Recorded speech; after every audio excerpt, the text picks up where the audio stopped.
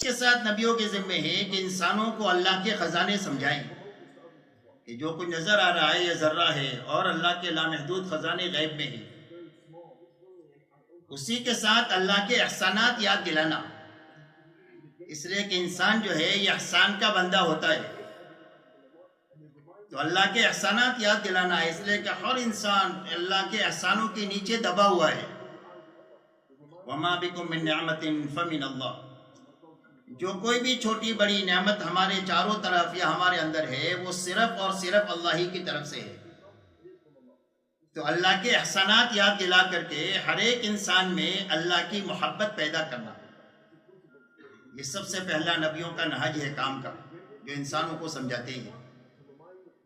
دوسری بات انسانوں سے یہ سمجھاتے ہیں کہ اتنے بڑے اللہ کی قدرت سے اور اس کے خزانے سے فائدہ اٹھانے کا راستہ صرف اللہ کے احکامات ہیں اور اللہ کا دین ہے. اس لیے حکموں پر چلنے کا نفع سمجھاتے ہیں اور بے حکمی کا نقصان سمجھاتے ہیں. اس لیے نبیوں کو بشیر اور نذیر بنا کر اللہ نے بھیجا ہے. ہر نبی کی صفت ہے بشارت دینا کہ دیکھو سچ بولو گے تو نجات پا جاؤ گے اور جھوٹ بولو گے تو ہلاک ہو جاؤ گے. صدقہ کرو گے تو تمہارا مال بڑھ جائے گا، محفوظ ہو جائے گا، اور اگر سود میں ہاتھ ڈالو گے تو مٹ جاؤ گے. یہ بشارت ہے اور یہ انذار ہے. تو نبیوں کے ذمہ یہ دوسرا کام ہوتا ہے کہ دین پر چلنے کا انسانوں کو نفع سمجھاوے، بے دینی کا نقصان سمجھاوے. تیسرا کام نبیوں کے ذمہ ان کی دعوت میں یہ ہوتا ہے کہ جب اللہ کے حکموں پر چلیں گے تو اللہ راضی ہو کر ہماری آخرت بنا دیں گے. اس لیے تیسری چیز جو سمجھانا ہے وہ آخرت سمجھانا ہے کہ آخرت کی زندگی کتنی بڑی ہے، وہاں کی نعمتیں کتنی لامحدود ہے اور وہاں کی سزائیں کتنی لامحدود ہے. تو انسانوں کو آخرت سمجھانا اور سمجھا کر کے یہ بات سمجھانا کہ جس کی آخرت بن جائے گی اللہ اس کی دنیا بھی بنا دیں گے. اس لیے کہ دنیا جو ہے یہ آخرت کا سایہ ہے. جس کی آخرت بننا شروع ہوگی اس کی دنیا بننا بھی شروع ہو جائے گی. اس لیے کہ آخرت کے بننے پر دنیا کے بننے کا دار و مدار ہے. تو نبیوں کے ذمے ہے کہ یہ بنیادی تین باتیں انسانوں کو سمجھا کر اب ان کو علم بھی دے اور ان کو عمل بھی دے. اس لیے بے محنت کا نبیوں کا یہ طریقہ ہے. اب اگر کوئی بات کو قبول کرے تو اس سے کچھ مانگنا نہیں. ہر نبی کا اعلان ہوتا ہے ما اسألکم علیہ من اجر ان اجری الا علی رب العالمین. اور اگر کوئی بات نہ مانے بلکہ جہالت کرے، گالی دے، برا بھلا کہے، مٹی اچھالے، فطرے چس کرے، تو نبی جہالت کا جواب جہالت سے نہیں دیتے بلکہ صبر اور تحمل سے اور اخلاق سے دیتے. یہ نبیوں کے کام کا نہج ہے کہ کسی کے ساتھ جہالت کرنا نبی کی شان کے خلاف ہے. اس لیے نبی صبر اور تحمل کے ساتھ اللہ کی طرف سے یہی حکم ہوتا ہے فاصبر کما صبر اولو العزم من الرسل ولا تستعجل لهم. اور اس محنت کے کرنے میں نبیوں کے دلوں میں جو ہوتی ہے وہ اپنی امت کے لیے خیرخواہی ہوتی ہے. یہ مزاج ہے ان کا. اسی لیے قرآن میں ہر نبی کے ساتھ لگا ہوا ہے انی لکم ناصح امین، کہ میں تمہارا سب سے بڑا خیرخواہ ہوں. تمہارے ماں باپ سے زیادہ میرے دل میں تمہارے لیے خیرخواہی ہے اور میں امانت دار ہوں. تمہاری جان مال صلاحیت کو کبھی اپنے مفاد پر نہیں لگاؤں گا، تمہارے مفاد پر اور تمہارے آخرت کے بننے پر اور دین کی سربلندی پر لگواؤں گا، امانتداری کی بنیاد پر. اور انسانوں کے ساتھ شفقت ہوتی ہے، نرمی ہوتی ہے، عفو اور درگزر ہوتا ہے، اور ان کے لیے استغفار کرنا ہوتا ہے اور ان کے لیے مشورے لے کر ان سے کام میں لینا اور کام میں آگے بڑھانا ہوتا ہے. یہ نبیوں کے مزاج میں ہے. لیکن اللہ کی سنت یہ ہے کہ جب نبیوں کا انفاق اور نبیوں کا تحمل محنت کی اس مقدار تک پہنچ جاتا ہے جو اللہ کے علم میں طے ہے. اس لیے کہ اللہ کے یہاں ہر چیز کی ایک مقدار متعین ہے کہ اتنے گھنٹے اتنے سیکنڈ میں یہ سورج اب مشرق سے مغرب تک کی مسافت طے کرے گا. یہ اللہ کی تقدیر ہے.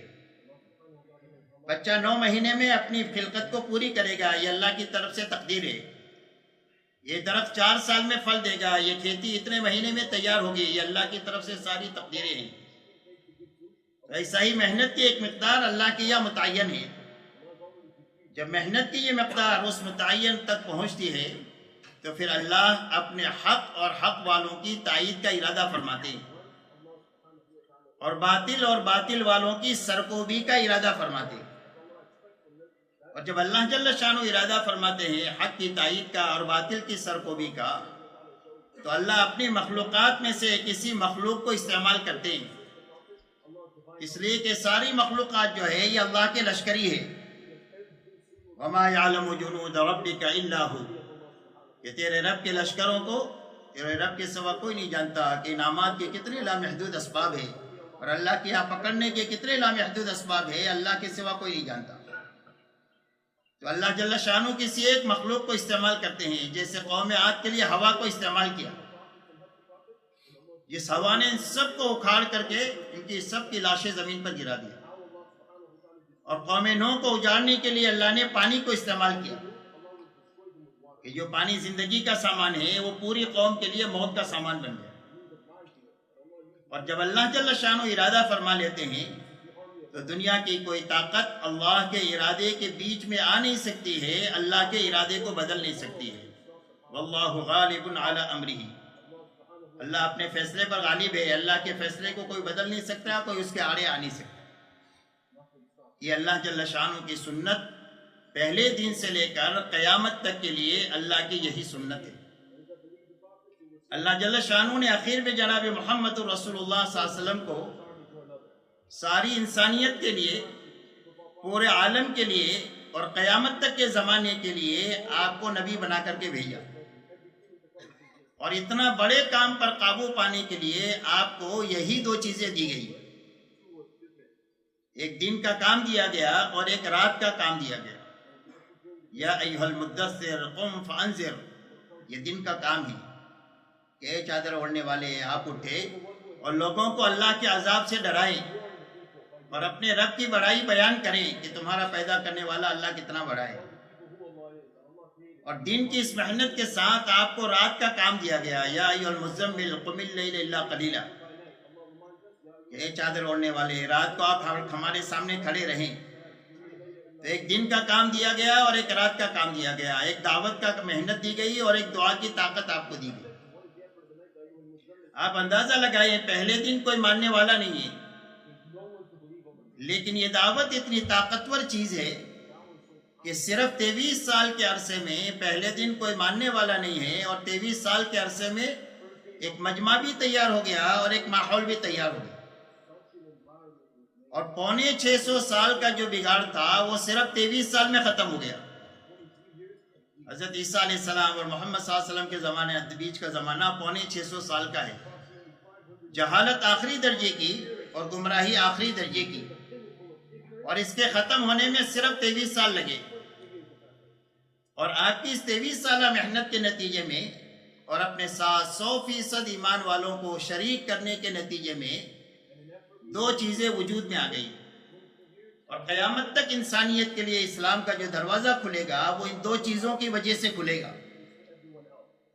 ایک تو آپ کی 23 سالہ محنت کے نتیجے میں ایک مجمع تیار ہو گیا، کہ جس مجمع کو دنیا کے سامنے پیش کیا جا سکتا ہے اسلام کو سمجھانے کے لیے، اس لیے کہ اسلام تقریر اور تحریر سے لوگ نہیں سمجھیں گے، اسلام زندگیوں سے سمجھ میں آئے گی۔ اس لیے اللہ کے یہاں انسانوں کو بنانے کے لیے کتاب اتاری جاتی ہے اور نبی بھیجے جاتے ہیں کہ یہاں سے علم لو اور یہاں سے عمل لو۔ عمل کے نمونے کے بغیر کیا سمجھ میں آ جائے گا کہ اس کتاب کا کیا مفہوم ہے؟ اس لیے اللہ کا نظام ہے، کتاب بھی بھیجتے ہیں اور نبی بھی بھیجتے ہیں، علم بھی اتارتے ہیں اور عمل کی مضبوط شکل بھی نبی کی شکل میں دیتے ہیں۔ تو ساری انسانیت کے لیے اسلام کے سمجھنے کے لیے ایک مجمع تیار ہو گیا صحابہ کا۔ اسی لیے ان کی دعوت ہے اسلموا تسلموا، کا اسلام لاؤ سلامتی ملے گی۔ کا کون سا اسلام؟ کا ہمارے جیسے ہو جاؤ، کونوا مثلنا، ہمارے جیسے ہو جاؤ۔ تو پوری دنیا میں یہ بتانے کے لیے ایک مجمع تیار ہو گیا کہ جوان ایسے ہوتے ہیں، بوڑھے ایسے ہوتے ہیں، مالدار ایسے ہوتے ہیں، غریب مسلمان ایسے ہوتے ہیں، مرد ایسے ہوتے ہیں، عورتیں مسلمان ایسی ہوتی ہے، غرض یہ ایک سوسائٹی جن طبقات سے بنتی ہے ایسی ایک سوسائٹی پورے عالم کے لیے تیار ہو گئی۔ اور دوسرا کام 23 سال کے نتیجے میں یہ ہوا کہ ایک ماحول تیار ہو گیا حجاز کا، خصوصیت کے ساتھ مدینہ منورہ کا ماحول ایسا پاکیزہ تیار ہو گیا کہ جس ماحول کے اندر میں 2 ہفتہ کوئی جماعت آ کر ٹھہر جائے تو دین کی سمجھ حاصل کر کے واپس چلی جائے۔ اب جب یہ دونوں چیزیں بن گئی تو آپ پوری دنیا کے لیے اسلام کا دروازہ کھل گیا۔ آپ دیکھو صرف 23 سال نبوت کے ہیں اور 30 سالہ خلافت راشدہ کے ہیں، جس کے نتیجے میں عالم کے چپے چپے میں اسلام پہنچ گیا۔ اللہ جل شانہ نے اتنی زبردست طاقت رکھی ہے دعوت کی مبارک محنت میں اور اس کے ساتھ دعا کی طاقت میں۔ اسی لیے قرآن پاک میں اللہ نے تفصیل سے نبیوں کی دعوت کو بھی بیان کیا ہے اور ان کی دعاؤں کی طاقت کو بھی بیان کیا ہے کہ نبی کی دعا پر کیا کام دنیا میں ہوا۔ اللہ جل شانہ نے پوری امت پر رحم فرما کر اور پوری انسانیت پر رحم فرما کر اللہ نے دعوت کا وہ عظیم کام کہ جس کے ذریعے سے صدیوں کا بگاڑ ختم ہوتا ہے اور دنیا میں خیر غالب ہوتی ہے، اللہ نے وہ کام ہمارے زمانے میں چلا کر کے امت پر اور انسانیت پر بہت بڑا احسان فرمایا۔ اور اللہ جل جلالہ امن والہ نے اسی لیے مولانا الیاس صاحب رحمۃ اللہ علیہ فرمایا کرتے تھے کہ میں اس کام کو کار نبوت یقین کرتا ہوں، یعنی میں اس کو حضور صلی اللہ علیہ وسلم والا کام سمجھ کر رہا ہوں، یقین جان کر کے کر رہا ہوں۔ اسی لیے جب ان سے پوچھا گیا کہ آپ اس محنت کے ذریعے سے کیا چاہتے ہیں، تو فرمایا میں اس محنت سے یہ چاہتا ہوں کہ امت اس محنت کو کرتے کرتے دین کی اس سطح کو پالے جس سطح پر حضور پاک صلی اللہ علیہ وسلم امت کو چھوڑ کر گئے تھے۔ اس لیے کہ مولانا کو محنت کی طاقت کا اندازہ تھا کہ محنت کتنی طاقتور ہے، اگر صحیح شکل میں وجود میں آ جائے تو اس کے کیا اثرات دنیا پر مرتب ہوں گے کہ پہلے دن کوئی ماننے والا نہیں ہے اور صرف 23 سال میں اتنی بڑی بڑی 2 شکلیں قائم ہو گئی کہ جس میں سارے عالم کے لیے اسلام کا دروازہ کھل گیا۔ اللہ جل شانہ نے اتنا بڑا کام دے کر اس مجمع کو خصوصیت کے ساتھ کروڑوں میں سے اس محنت کے ساتھ نسبت عطا فرمائی۔ یہ اللہ کا خصوصی انعام ہے جو اس مجمع کی طرف متوجہ ہوا۔ کسی نے 4 مہینے لگائے، کسی نے چلے لگایا، کسی نے سال لگایا، کم و بیش وقت لگایا، اور اس محنت کے ساتھ اللہ نے نسبت عطا فرمائی۔ یہ اللہ کا خصوصی انعام ہے۔ اور اللہ جل شانہ کسی کو کوئی نعمت دیتے ہیں تو اللہ کی طرف سے جو مطالبہ ہوتا ہے وہ شکر کا ہوتا ہے کہ ہماری اس نعمت پر شکر ادا کرو۔ اگر آدمی نے محنت پر شکر کیا اور اللہ کے یہاں پر یہ قدردانوں میں اس کا شمار ہو گیا تو وہ نعمت باقی بھی رہتی ہے اور بڑھتی رہتی ہے، یہاں تک کہ موت تک کام میں چلاتی رہتی ہے۔ قدردانوں میں شمار ہونے کے نتیجے میں اللہ کی طرف سے یہ انعام ملتا ہے کہ موت تک آدمی سے کام لیا جاتا ہے، جب آدمی کے یہاں کا شمار قدردانوں میں ہو جاتا ہے۔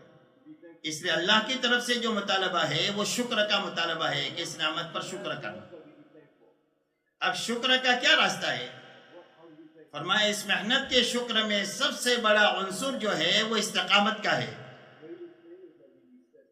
شکر کا عنصر کیا ہے؟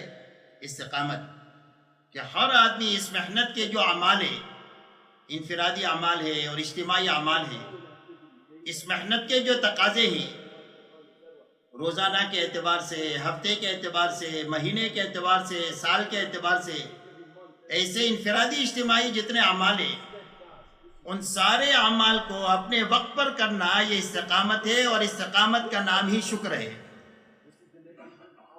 استقامت کا نام ہی شکر ہے۔ وما محمد الا رسول قد خلت من قبله الرسل افإن مات او قتل انقلبتم على اعقابكم ومن ينقلب على عقبيه فلن يضر الله شيئا وسيجزي الله الشاكرين۔ تو شکر کرنے والے کون ہیں؟ فرمایا جو جمنے والے ہیں، استقامت والے ہیں، ان کو اللہ بدلہ دیں گے اور اچھا بدلہ دیں گے اپنے پاس سے۔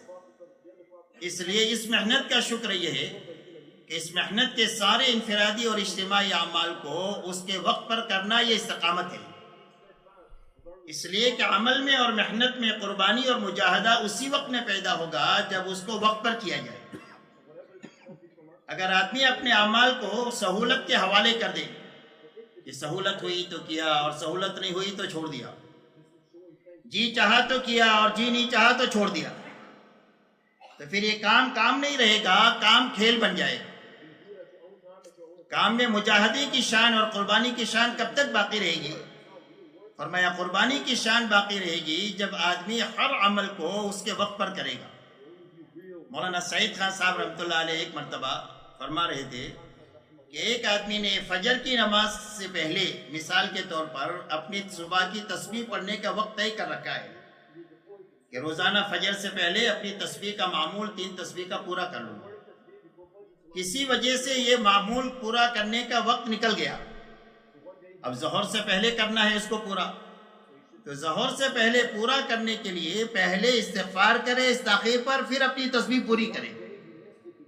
یہ وقت چھوٹ گیا، اس لیے کہ وقت پر جب کرے گا آدمی تو کبھی نفس سے یہ تقاضا ٹکرائے گا کہ نفس نہیں چاہ رہا ہے، اب چاہت کو چھوڑ کر کے اس نے عمل کو پورا کیا، اور کبھی یہ تقاضا جو ہے وہ دنیا کے تقاضوں سے ٹکرائے گا، تو دنیا کے تقاضوں کو آگے پیچھے کیا اور دین کی محنت کے تقاضے کو اپنے وقت پر پورا کیا، اسی کا نام قربانی ہے۔ قربانی جو ہے وہ ملنگ بننے کا نام نہیں ہے، قربانی کہتے ہیں اللہ کے حکم کو پورا کرنے کے لیے اور دعوت کے تقاضے کو پورا کرنے کے لیے جی چاہی کو چھوڑنا۔ جی نہیں چاہ رہا ہے اور حکم آ گیا، جی نہیں چاہ رہا ہے اور دعوت کا تقاضا آ گیا، تو جی چاہی کو چھوڑیں گے، حکم پورا کریں گے، دعوت کے تقاضے کو پورا کریں گے۔ دین کا تقاضا آ گیا اور دعوت کا تقاضا آ گیا اور اس سے دنیا کا کوئی تقاضا ٹکرایا ہے وقت پر، تو دنیا کے تقاضے کو پیچھے کر لیں گے، دین کے اور دعوت کے تقاضے کو اپنے وقت پر پورا کر لیں گے، اس کا نام قربانی ہے۔ اور جب اس محنت کے اعمال میں قربانی کی شان پیدا ہوگی تو اس پر اللہ کی طرف سے 4 انعامات ملیں گے، اور یہ انعامات آدمی کو پورے جذبے کے ساتھ محنت میں چلاتے رہیں گے۔ فرمایا سب سے پہلا انعام جو ملے گا وہ ہدایت میں ترقی کا ملے گا۔ فرمایا جو مجاہدہ کرتے ہیں ہم ان کو ضرور ہدایت دیں گے۔ ہر عمل میں قربانی کی شان پیدا ہوگی تو اس پر ہدایت میں ترقی ہوگی، اور جب اس محنت سے ترقی ہوگی تو طبیعت کو کام پر چلانا نہیں پڑے گی، طبیعت کام پر چلے گی۔ ابھی تو ہینڈل مار کر طبیعت کو چلانا پڑ رہا ہے، تو طبیعت کو چلانا نہیں پڑے گا بلکہ طبیعت چلے گی، بلکہ دوڑے گی۔ جب نفع دکھتا ہے تو آدمی کی طبیعت کام پر دوڑتی ہے نفع میں، تو ایسا ہی ہدایت میں روز ترقی ہوگی تو اب یہ روز کام کے تقاضوں پر اس کے لیے چلنا آسان ہو جائے گا، بلکہ اس کے لیے لذیذ ہو جائے گا۔ تو پہلا انعام ہے ہدایت میں ترقی کا۔ اور جب قربانی کی شان ہماری دین میں اور دین کی محنت میں پیدا ہوگی تو دوسرا انعام جو دیں گے وہ اللہ حلال روزی کے دروازے کھولیں گے، اور اتنا دیں گے کہ کھاوے اور کھلاوے اور ختم ہو کر کے نہ دے۔ یہ اللہ کی طرف سے دروازے کھلیں گے رزق کے۔ تیسرا انعام اللہ کی طرف سے جو ملے گا وہ عافیت کا ملے گا، اس لیے کہ دعوت کی ابتدا ناگواریوں سے ہوتی ہے، تو ناگواری کے حالات کو اللہ عافیت سے بدل دیں گے کہ گھرانے میں عافیت آ گئی تو جینا بھی آسان ہو گیا، مرنا بھی آسان ہو گیا۔ اسی لیے اللہ تعالیٰ فرماتے ہیں وَاذْكُرُوا إِذْ أَنْتُمْ قَلِيلٌ مُسْتَضْعَفُونَ فِي الْأَرْضِ۔ اللہ تعالیٰ فرماتے ہیں صحابہ سے یاد کرو اس زمانے کو جب تم بہت تھوڑے تھے اور ہر وقت میں تم ڈر رہے تھے کہ کہیں مکہ والے ہم کو ختم نہ کر دے۔ اللہ نے تمہاری مدد کیا اور اللہ نے تمہیں ٹھکانہ دیا اور اللہ نے تمہیں پاک روزی دیا تاکہ تم اللہ کا شکر ادا کرو۔ صحابہ 1000 سال تک دنیا کے پیچھے دنیا کے راستے سے محنت کرتے تو اتنی روزی اور عافیت نہیں مل سکتی تھی جو اللہ نے صرف 25 سال کے عرصے میں دیے۔ محنت کا اور کھپنے کا زمانہ کتنا ہے؟ صرف 25 سال کا۔ 23 سال نبوت کا زمانہ ہے اور 2 سال سے کچھ زیادہ زمانہ صدیق اکبر رضی اللہ تعالیٰ عنہ کے زمانہ کا ہے، جس میں لگنا ہے، مٹنا ہے، کھپنا ہے۔ اس کے بعد تو اللہ نے اتنا دیا کہ کھاتے کھلاتے تھک گئے اور صدیوں تک اور نسلوں میں وہ چیز ختم نہیں ہوئی۔ تو یہ شارٹ کٹ راستہ ہمارے اور امت کے سنبھلنے کا وہ راستہ مجاہدے اور قربانی والا ہے۔ اور فرمایا چوتھا انعام اللہ جو دیں گے وہ دعاؤں میں قبولیت عطا فرمائیں گے۔ کہ اللہ تعالیٰ اس محنت کو میں مجاہدے کے ساتھ، قربانی کے ساتھ، استقامت کے ساتھ چلنے والے کو دعا کے مقام تک پہنچا دیں گے. جب کبھی بھی اس کا کوئی چھوٹا بڑا مسئلہ آئے گا اور اللہ کو پکارے گا تو فوراً اللہ اس کی ندا سن کر اس کی مدد کرے گا. اس کے لیے راستہ کیا ہے کہ اپنی جو انفرادی اجتماعی اعمال ہے، اور دونوں اپنی جگہ پر اہم ہیں، انفرادی بھی اہم ہے، اجتماعی بھی اہم ہے. اللہ والے فرماتے ہیں کہ انفرادی اعمال سے استقامت آئے گی کہ ہر وقت میں اللہ اللہ کرنے سے اللہ یاد رہیں گے، اور اجتماعی اعمال کے ذریعے سے فرمایا آدمی کی تربیت ہوگی، اور جس کی تربیت ہوگی اور استقامت ہوگی اللہ اس کے ساتھ قبولیت کے ساتھ کام لیتے رہیں گے. اللہ کے یہاں قبولیت کے ساتھ کام لینے کی شرط کیا ہے؟ کیا تربیت ہے اور استقامت ہے. کہ اس محنت سے آدمی بنے اور بنا ہوا چلے تو اللہ تعالیٰ قبولیت کے ساتھ اس سے کام لیتے رہے. اس لیے میرے دوستو سب سے پہلے اپنے آپ کو سنبھالنا ہے اس محنت میں، کہ اس محنت کے ذریعے سے ہم روز ترقی کرنا چاہیے. اس لیے کہ گھر کے آدمی کو معلوم ہوتا ہے گھر میں کیا ہے. صاحب البیت ادری بما فیہ، گھر کا مالک جانتا ہے گھر میں کیا ہے. تو ہم میں کا ہر آدمی روزانہ اپنے بارے میں سمجھ سکتا ہے کہ میں آگے بڑھ رہا ہوں کہ پیچھے ہٹ رہا ہوں، کہیں آ کر ٹک گیا ہوں. تو اس لیے سب سے پہلے اپنے آپ کو سنبھالنا ہے تاکہ یہ ہماری محنت روزانہ ہمیں آگے بڑھائے. اور آگے بڑھتے بڑھتے کہاں تک جانا ہے، ہماری کیا منزل ہے؟ فرمایا ہماری منزل اس محنت میں صحابہ ہے. نہ چلہ ہے، نہ 4 مہینہ ہے اور نہ 6 مہینہ ہے. ہماری اس محنت میں ہماری منزل صحابہ ہے کہ ہم اس محنت کے ذریعے سے وہاں تک جانا چاہتے ہیں جہاں پر صحابہ تھے رضی اللہ عنہ.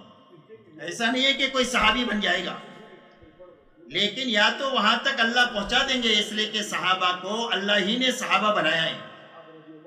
وہ اللہ قادر ہے کہ 20ویں صدی کے آدمی میں بھی وہ بنیادیں زندہ کر دے جو بنیادیں صحابہ میں زندہ کی تھی. اور اگر نہیں پہنچے اور راستے میں انتقال ہو گیا، منزل متعین ہے اور مسلسل چلنا ہو رہا ہے، تو پھر اللہ تعالیٰ ان کے ساتھ حشر فرما دیں گے. جو پہنچ جائے گا وہ بھی چمک جائے گا، اور جن کا حشر ان کے ساتھ ہوگا وہ بھی چمک جائے گا. اب صحابہ میں کیا بات تھی؟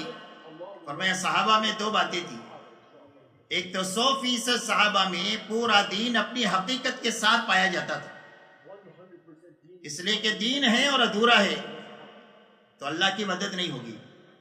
دین ہے لیکن شکل ہے، اس کے اندر میں حقیقت نہیں ہے تو اللہ کے وعدے پورے نہیں ہوں گے. تو 100% صحابہ میں دین اپنی حقیقت کے ساتھ پورا پایا جاتا تھا. دوسری بات 100% صحابہ نے اپنی جان مال کو اللہ کے دین کے مقابلے میں بے قیمت بنایا تھا کہ ہماری جان مال کی اللہ کے دین کے مقابلے میں کوئی بھی قیمت نہیں. ایک کا تقاضا ہے تو 1 لگائیں گے، اور 1000 کا تقاضا ہے تو 1000 لگائیں گے، اور 1 روپیہ لگانے کا تقاضا ہے تو 1 روپیہ لگائیں گے، اور جھاڑو مار کر لگانے کا تقاضا ہے تو جھاڑو مار کر لگائیں گے، اس یقین کے ساتھ میں کہ اللہ کے نام پر اجڑنا طے کریں گے تو اللہ اجاڑیں گے نہیں، اللہ آباد کر دیں گے. اس لیے کہ اللہ سے جو معاملہ کرتا ہے وہ کبھی اجڑتا نہیں ہے، وہ تو آباد ہی ہوتا ہے. تو یہ 2 باتیں صحابہ میں تھی، اور اس محنت کے ذریعے سے ایسا مجمع بنانا مقصود ہے کہ جن میں یہ 2 بنیادیں زندہ ہو. جس زمانے میں بھی ایسا مجمع، ہم اس کی تعداد نہیں جانتے، اللہ جانتے ہیں. کب ہوگا وہ بھی ہم نہیں جانتے، اللہ جانتے ہیں. لیکن جب وہ معتد بھی مجمع ایسا تیار ہو جائے گا تو اللہ اس مجمع کے کندھے پر رکھ کر حق کو دنیا میں چلائیں گے.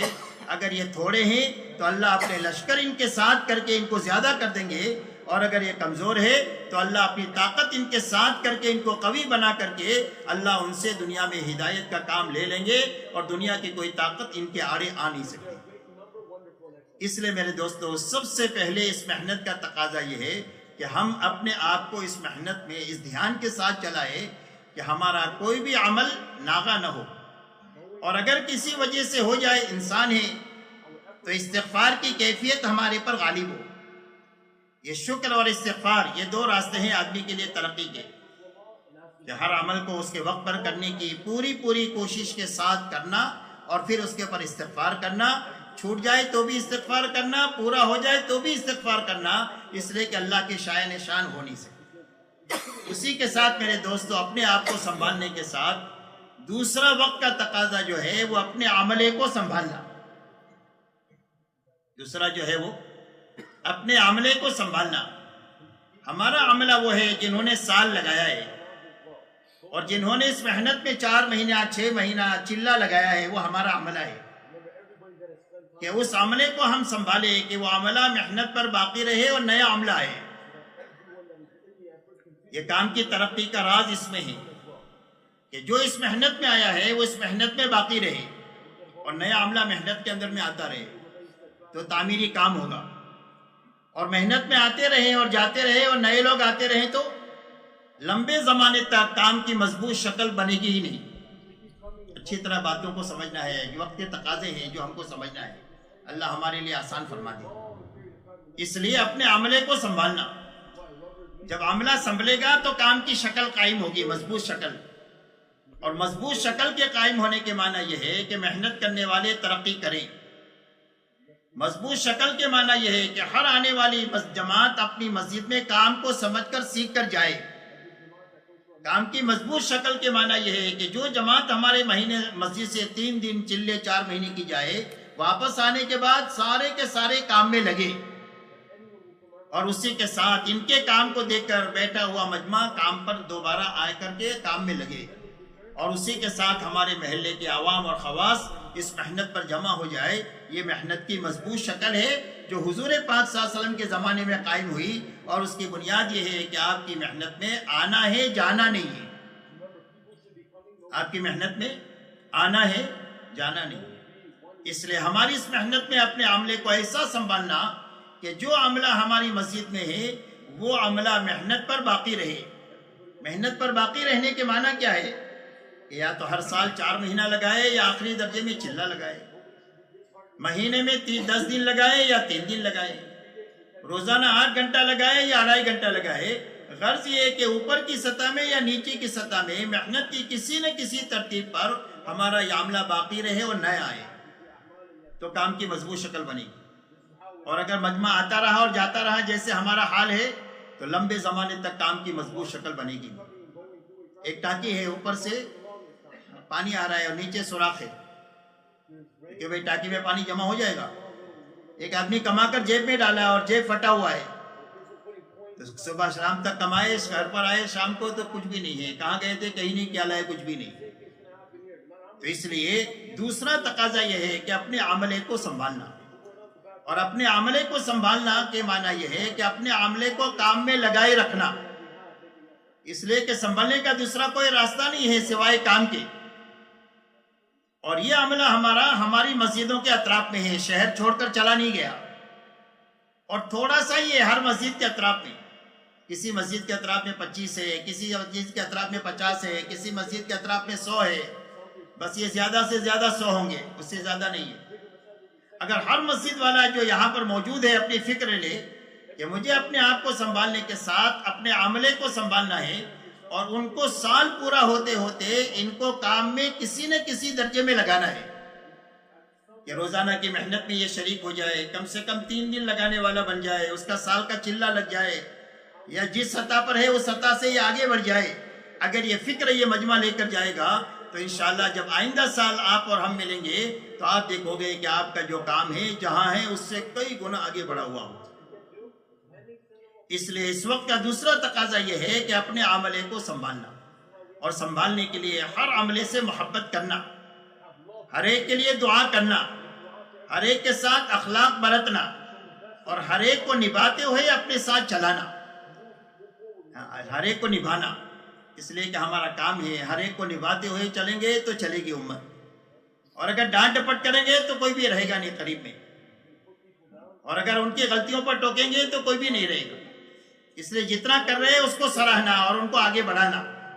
اس لیے دوسرا تقاضا ہے کہ اپنے وقت لگایا ہوا جو عملہ ہے، اس وقت میں اگر عالمی سطح پر آپ دیکھو گے تو 80% عملہ ہمارا وقت لگایا ہوا کام سے بیٹھا ہوا ہے۔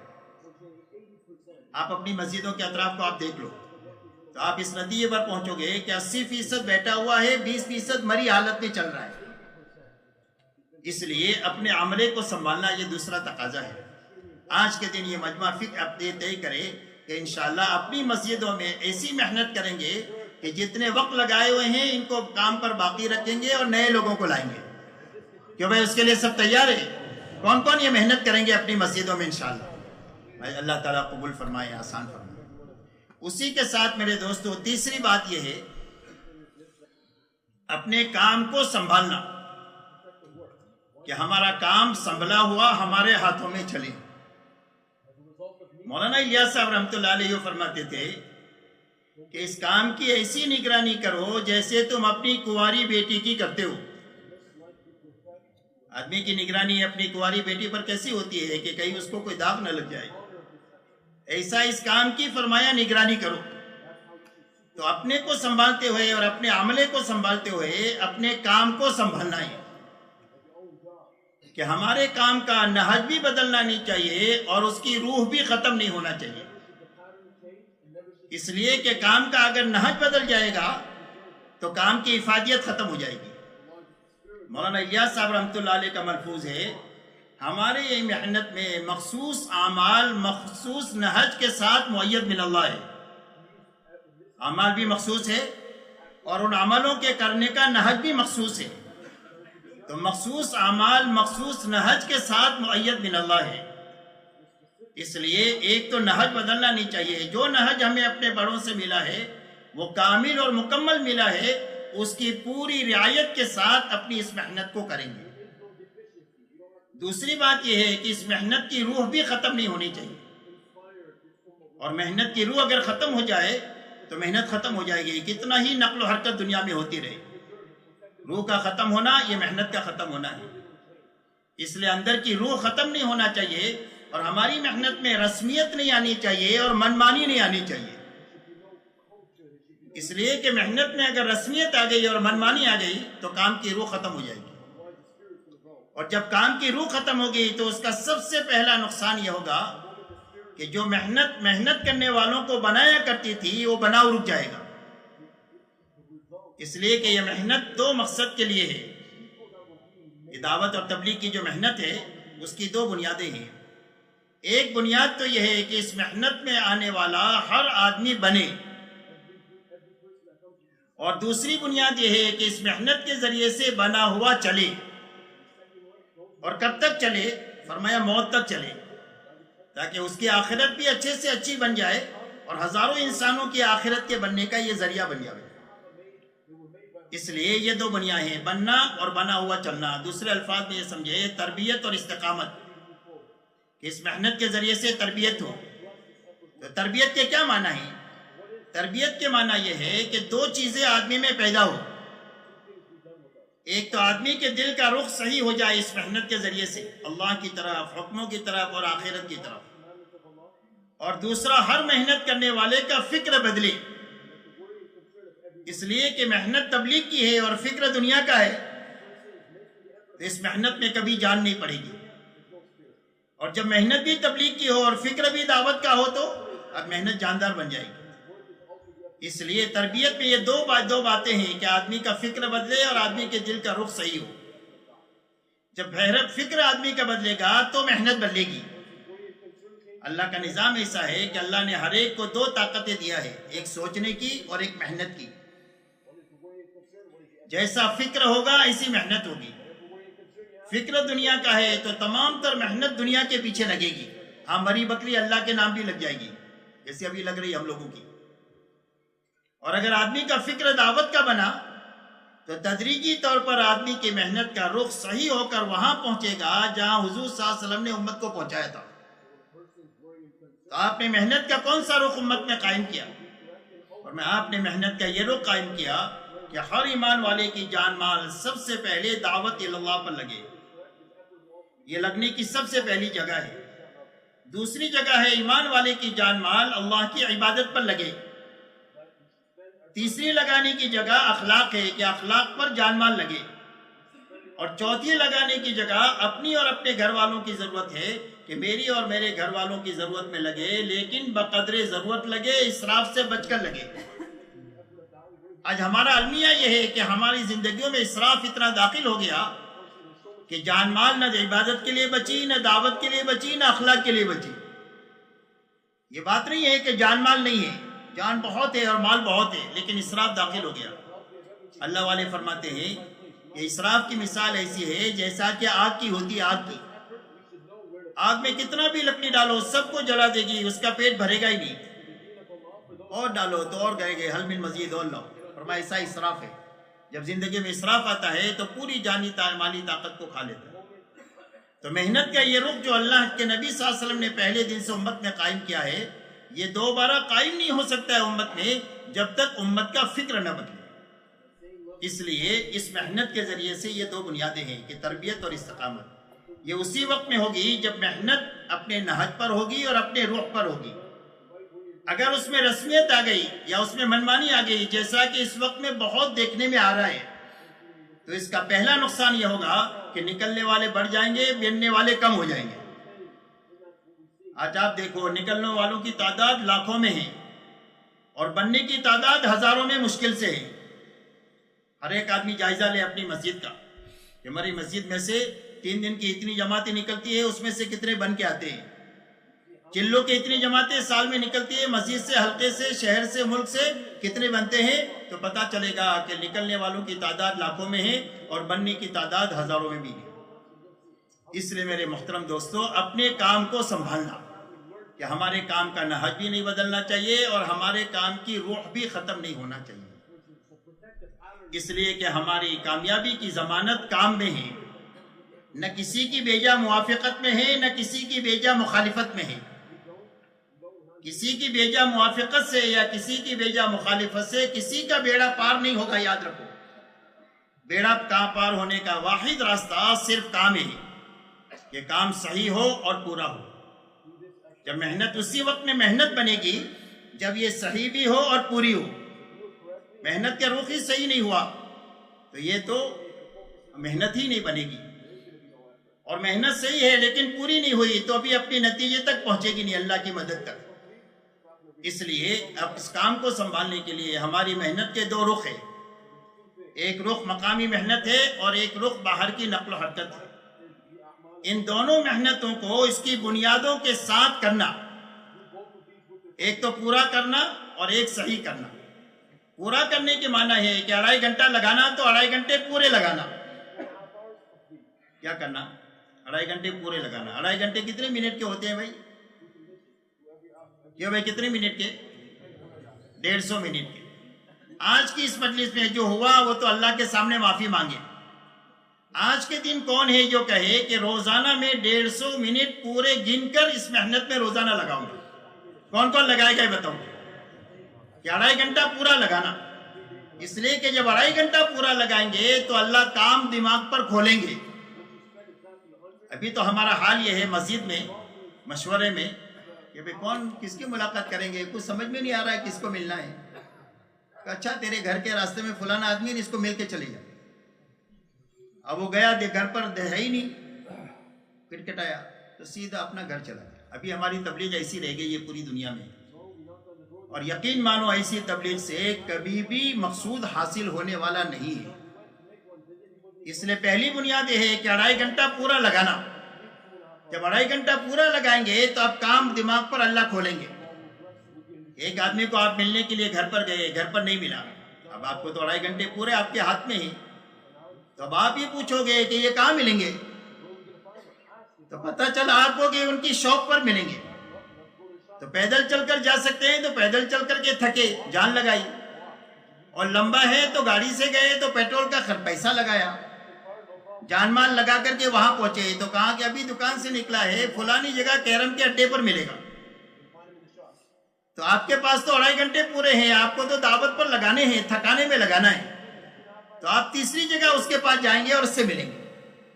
اب تیسری جگہ جب آپ کو ملے گا اور آپ اس سے بات کرو گے تو اللہ آپ کی بات میں وزن پیدا کر دیں گے، اس لیے کہ آپ نے تو تھک کر کے بات کیا ہے، اپنی جان مال لگا کر کے بات کر رہے، آپ کی بات میں اللہ وزن پیدا کر دیں گے اور سامنے والے میں قبولیت کی استعداد پیدا کر دیں گے۔ یاد رکھو یہ بات، وہ کبھی آپ کی بات کو سرسری نہیں لے گا، وہ سوچے گا کہ میرا خیر خواہ ہے، 3 جگہ دھکے کھا کر میرے پاس آیا ہے، تو سنجیدگی سے آپ کی بات کو لے گا اور آپ کی محنت برابر ہو جائے گی۔ اس لیے اپنی محنت پر میں جان ڈالنے کا راستہ یہ ہے کہ ایک تو عمل پورا کیا جائے، 2.5 گھنٹے پورے کرنا، تعلیم کو بھی اچھی طریقے سے کرنا، استعداد کے اعتبار سے آگے بڑھانا، گشتوں کو اچھی طریقے سے کرنا کہ 100% نماز کی فضا بنے. دوسرے گشت کے ذریعے سے ہر جگہ مسجد وار جماعت بنانا 2 مہینہ 3 مہینے کے ذریعے سے, اور اسی کے ساتھ 3 دن بھی پورا لگانا. کیا لگانا؟ پورا 3 دن کے کتنے گھنٹے ہوتے ہیں آپ کے یہاں؟ کہ بھائی 72 گھنٹے ہوتے ہیں کہ 48 گھنٹے ہوتے ہیں کہ 36 گھنٹے ہوتے ہیں؟ اس لیے 72 گھنٹے پورے لگانا.